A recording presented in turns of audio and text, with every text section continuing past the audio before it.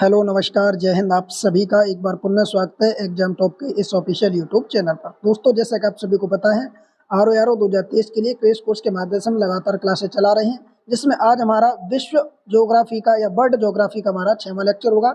और इस वीडियो में आज हम विश्व की नदियों पर बात करेंगे। इससे पहले 5 क्लासें हो चुकी हैं जिनमें हमने प्रमुख टॉपिकों को कवर किया है। आपने अगर वो वीडियो नहीं देखा तो प्लेलिस्ट बनी हुई है आर 2023 के नाम से, आप जाइए और प्लेलिस्ट को पूरा देखिए।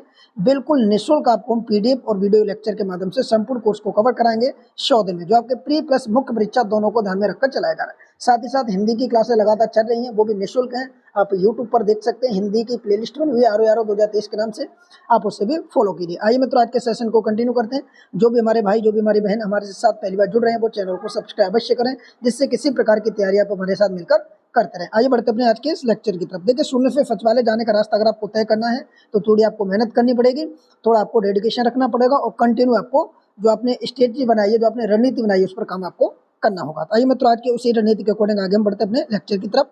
देखिए किस प्रकार से हमारे एग्जाम में वर्ल्ड ज्योग्राफी से नदियों से प्रश्न पूछे जा सकते हैं, उन सभी फैक्टरों को कवर करेंगे जहां से आपके एग्जाम में प्रश्न बन सकते हैं। और इस वीडियो को देखने के बाद अगर वर्ल्ड ज्योग्राफी का नदियों से कोई भी प्रश्न आता है तो उम्मीद रहेगी कि यहाँ से गलत नहीं होगा।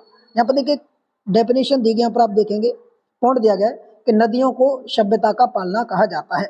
आप याद रखेंगे नदियों को क्या कहा जाता है, तो दोस्तों याद रखेंगे नदियों को सभ्यता का पालना कहा जाता है। ये बात क्यों कही गई है, क्योंकि आप देखेंगे वर्ल्ड में बहुत सारी ऐसी सभ्यताएं थी जो नदियों के किनारे पनपी। जैसे अगर बात करें मेसोपोटामिया की सभ्यता, सिंधु घाटी की सभ्यता, दजला फरात की सभ्यता, तो ये जो सभ्यताएं थी ये नदियों के किनारे ही इनका जो जीवन या जो इनका जो विकास हुआ वो नदियों के ही किनारे हुआ, इसीलिए नदियों को सभ्यता का पालना भी कहा जाता है। तो ये पॉइंट आपको याद रखना है। दूसरा पॉइंट आप याद रखेंगे, एशिया महाद्वीप को सभी धर्मों की आद भूमि कहा गया है। अब क्यों कहा गया है, क्योंकि एशिया महाद्वीप पूरे वर्ल्ड में ऐसा महाद्वीप है जिसमें सभी धर्मों के जो उदय हुए थे वो हुए थे। जैसे अगर बात करें इस्लाम धर्म का उदय एशिया में हुआ, बौद्ध धर्म का एशिया में हुआ, जैन धर्म का एशिया में हुआ, ईसाई धर्म का एशिया में हुआ, तो जितने भी धर्म थे उन सभी का जो उदय हुआ था वो एशिया महाद्वीप में हुआ था। इसीलिए एशिया महाद्वीप को आद भूमि भी कहा जाता है। तो ये दोनों पॉइंट याद रखने कि सभ्यता का पालना किसे कहा जाता है, तो नदियों को कहा जाता है। आद भूमि किस महाद्वीप को कहा गया है, तो एशिया महाद्वीप को कहा गया है। आगे दोस्तों बढ़ेंगे तो आगे यहाँ पर आप कुछ फैक्ट देखेंगे। जैसे एशिया की सबसे बड़ी नदी अगर आपसे पूछी जाती है एशिया महाद्वीप की, तो यांगटी शीकियांग नदी है। और ये नदी कहाँ की है, तो ये नदी दोस्तों आपकी चीन की है। ठीक है, तो ये नदी एशिया महाद्वीप की सबसे बड़ी नदी है। अब यहाँ पर बात करेंगे कि विश्व की सबसे बड़ी नदियों की, जिसमें आपके एग्जाम में प्रश्न पूछ सकता है। देखिए विश्व की सबसे बड़ी नदियों की बात करें तो सबसे बड़ी नदी आपकी नील नदी होगी। और इस नदी की कुल लंबाई अगर आपसे पूछी जाती है तो 6650 किलोमीटर होगी। दूसरी नदी आपकी अमेजन नदी, अमेजन नदी की लंबाई कुल कितनी है, तो 6400 किलोमीटर है। और ये संसार की सबसे बड़ी नदियों में दूसरे स्थान पर आती है।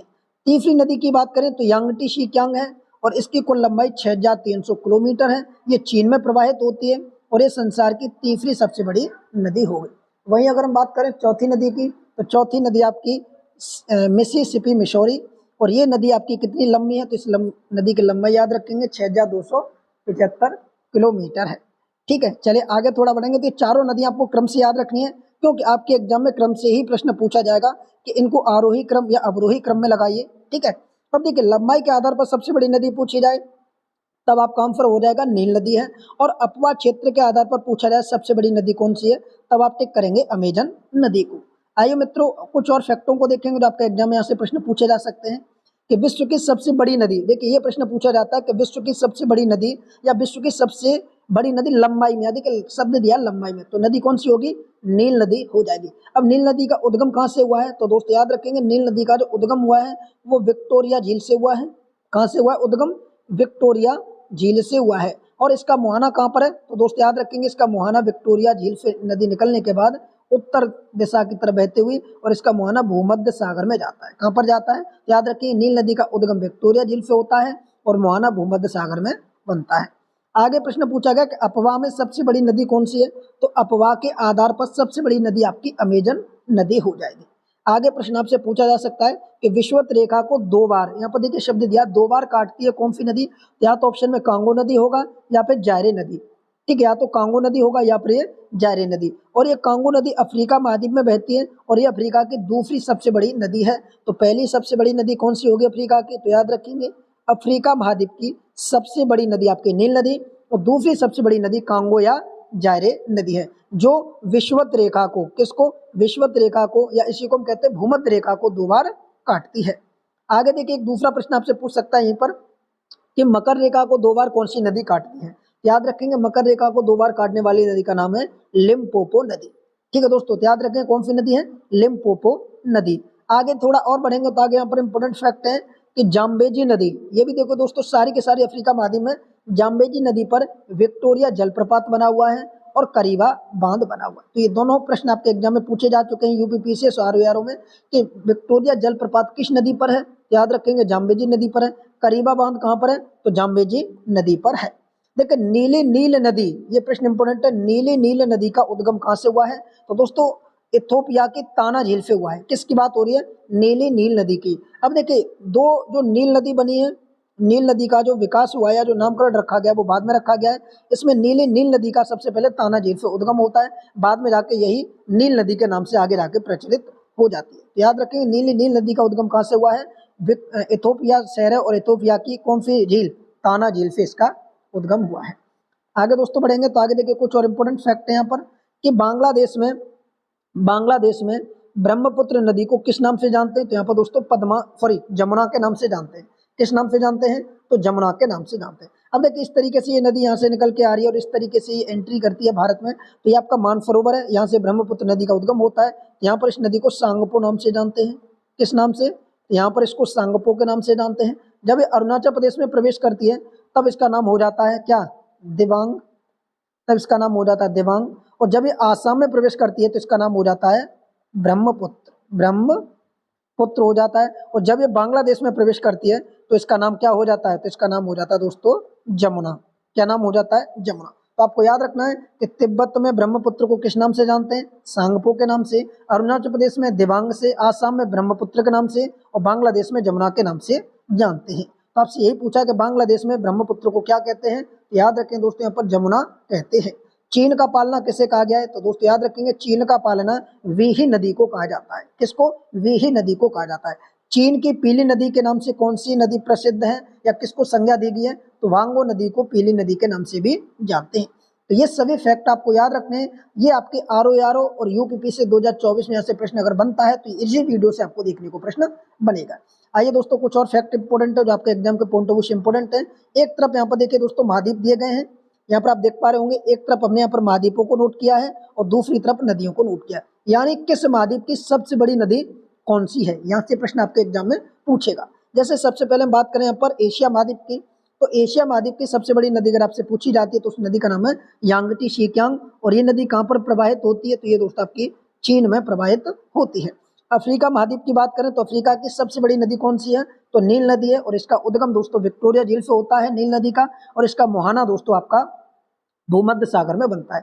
उद्गम देखिए दोस्तों क्या होता है, उद्गम उस स्थान को कहते हैं जहाँ से नदी निकलती है, और मुहाना उस स्थान को कहा जाता है जहाँ पर नदी अपना पानी छोड़ती है, अर्थात जहाँ पर नदी समाप्त होती है उस स्थान को मुहाना कहा जाता है। तो एशिया की सबसे बड़ी नदी यांगटी, अफ्रीका की सबसे बड़ी नदी नील नदी हो जाएगी। वहीं बात करें उत्तरी अमेरिका की सबसे बड़ी नदी, तो दोस्तों मिसिसिपी मिसौरी नाम की जो नदी है उत्तरी अमेरिका की, ये सबसे बड़ी नदी है। वहीं दक्षिणी अमेरिका की बात करें तो सबसे बड़ी नदियों में अमेजन नदी को काउंट किया जाता है। तो ये 4 महाद्वीपों की 4 नदियां आपको याद रखनी है। आगे बात करेंगे यूरोप महाद्वीप की, तो यूरोप की सबसे बड़ी नदियों में वोल्गा नदी को शामिल किया गया है, और वोल्गा नदी अपना जो पानी छोड़ती है वो कहाँ पर, कैस्पियन सागर में छोड़ती है। ये दोस्तों याद रखना है कि इसका जो मुहाना है वो कहाँ पर है, कैस्पियन सागर में है। ऑस्ट्रेलिया की बात की जाए तो ऑस्ट्रेलिया की सबसे बड़ी नदियों में मर्ले डार्लिंग नाम की नदियां हैं, ये ऑस्ट्रेलिया महाद्वीप की सबसे बड़ी नदियां हैं। तो ये हमने 6 महाद्वीप लिए, 6 महाद्वीपों की सबसे बड़ी नदियां हमने यहाँ पर नोट की हैं। यहाँ से आपके एग्जाम में प्रश्न पूछा जा सकता है, इसीलिए आप इसको कंठस्थ कर लें, 1-2 बार इसका रिवीजन कर लें। अब यहाँ पर देखिए दोस्तों वोल्गा नदी दी गई है, तो वोल्गा नदी के बारे में क्या क्या प्रश्न आपसे पूछ सकता है। पहला तो प्रश्न ये बनेगा कि वोल्गा यूरोप की सबसे बड़ी नदी है, ठीक, कहाँ की, यूरोप की। इसका मुहाना कहाँ पर है, तो दोस्तों याद रखेंगे इसका मुहाना कैस्पियन सागर में है। अभी मैंने आपको बताया था वोल्गा नदी का मुहाना कैस्पियन सागर में है। दूसरा प्रश्न आपसे यहाँ पर बनेगा कि पो नदी को इटली की गंगा के नाम से भी जानते हैं। तो ये प्रश्न पूछ सकता है कि इटली की गंगा किसे कहा गया है, तो दोस्तों याद रखेंगे पो नदी को इटली की गंगा के नाम से भी जानते हैं। एक तरफ नदी दी गई है, दूसरी तरफ मुहाना दिया गया है। देखिए उद्गम इतना इंपॉर्टेंट नहीं है जितना इंपॉर्टेंट मुहाना है इन नदियों का। तो आपके एग्जाम में मुहाने से ही प्रश्न पूछे जाते हैं और पिछली जितनी भी परीक्षाएं हुई हैं यूपीपीएससी की, वहां पर ज्यादातर प्रश्न आपके मुहाने से पूछे गए। इसी वजह से मैंने यहाँ पर सभी नदियों के जो इंपॉर्टेंट आपके एग्जाम के लिए उन सभी के मुहाने यहाँ पर नोट किए हैं। तो एक एक करके बात करेंगे। सबसे पहले वोल्गा नदी। वोल्गा नदी का जो मुहाना है वो कहाँ पर है, तो दोस्तों याद रखेंगे वोल्गा नदी का मुहाना कैस्पियन सागर में है। दूसरी नदी आपकी यूराल नदी है और ये सभी आपके यूरो महाद्वीप की नदी है। इसका मुहाना भी आपका कैस्पियन सागर में है। टेम्फ नदी की बात की जाए, टेम्फ नदी का मुहाना आपका उत्तरी सागर में है। डेन्यूब नदी की बात की जाए दोस्तों, तो डेन्यूब नदी का मुहाना आपका काला सागर में है। तो इन चारों नदियों के आपको मुहाने याद रखने हैं। आप चाहें तो इसको नोट कर सकते हैं साथ ही साथ, या फिर आप ऐसा करें कि इसकी पीडीएफ आप हमारे टेलीग्राम ग्रुप से डाउनलोड करके बाद में प्रिंट भी करवा सकते हैं, या फिर अपना शॉर्ट नोट्स भी बना सकते हैं। आगे बात करेंगे पांचवी नदी आपकी रोन नदी है। ठीक है, रोन नदी का जो मुहाना है वो कहाँ पर है, तो ये दोस्तों आपके भूमध्य सागर में है। सीन नदी की बात की जाएगी तो सीन नदी का जो मुहाना है वो इंग्लिश चैनल पर है। ठीक, इंग्लिश चैनल पर है। जैसे आप यहाँ देखेंगे, ये आपका यूके है और ये आपका यूरोप महाद्वीप है प्रॉपर, तो यहाँ पर आपका इंग्लिश चैनल पाया जाता है। तो ये नदी यहाँ पर अपना सर जो जल है वो आपका छोड़ती है। ठीक, तो आप याद रखेंगे शीन नदी का जो मुहाना है वो कहाँ पर है, इंग्लिश चैनल में। आगे आपसे राइन नदी पूछी जाएगी जो यूरोप महाद्वीप की सबसे व्यस्त नदियों में काउंट की जाती है। तो राइन नदी का जो उद्गम मुहाना है वो कहाँ पर है, उत्तरी सागर में है। तो ये भी आपको याद रखना है। टाइबर नदी की बात की जाए दोस्तों, तो इसका भी मुहाना भूमध्य सागर में है। अब आपसे प्रश्न कैसे बनेगा, अब यहाँ से प्रश्न बनेगा, जैसे मान लेते हैं भूमध्य सागर में देखिए एक तो आपकी ये नदी गिरती है, एक आपकी ये नदी गिरती है, और मान लेते हैं एक नदी और कोई गिरती होगी। आपसे पूछेगा जैसे यहाँ पर और नदियां दी गई है, भूमध्य सागर वाली नहीं है इसमें, देखिए दो ही दी गई है अभी। ठीक है, अब इनमें से पूछेगा कि निम्न में से कौन सी नदी सुमेलित नहीं है। अब ये आपके चार ऑप्शन ये वाले दे दिए। ठीक है, और यहाँ पर उत्तरी सागर को छोड़ के यहाँ पर कैस्पियन सागर दे दिया आपके ऑप्शन में। क्या दे दिया, कैस्पियन सागर दे दिया।